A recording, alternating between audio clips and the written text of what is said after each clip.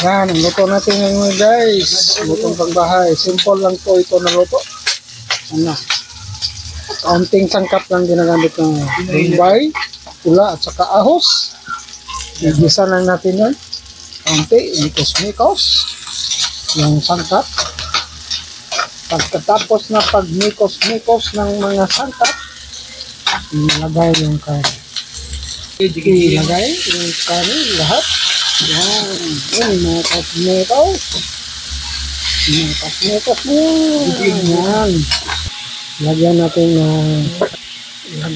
ng patis. Yan, kaunting patis yan para mapula-pula yung karne.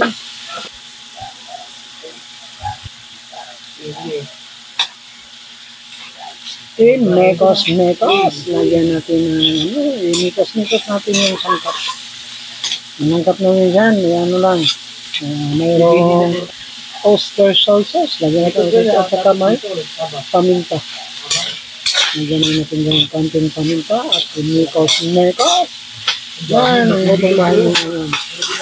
Lagyan ng gulay. Yan. Lagyan ng gulay. Yan ang luto namin ngayon na lutong bahay. Yan. Mekos-mekos. Lagyan natin ng kaunting tubig. Yan. Yan. Sabaw-sabaw. Mekos-mekos kaunti.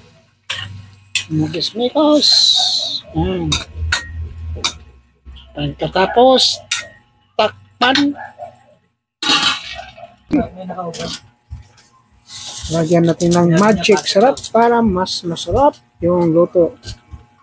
Na?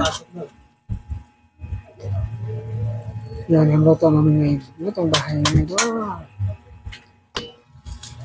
Lagyan natin ng patatas at saka carrots at saka siling achal. Yan.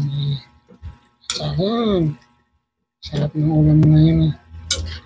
Lutong bahay mga idol. Simple lang na pagkaluto mga idol. Walang yun? Tomato sauce. Walang tomato sauce na. Simple na luto lang po ito. Yan ang simple na luto na lutong pangbahay. Yan. Luto na.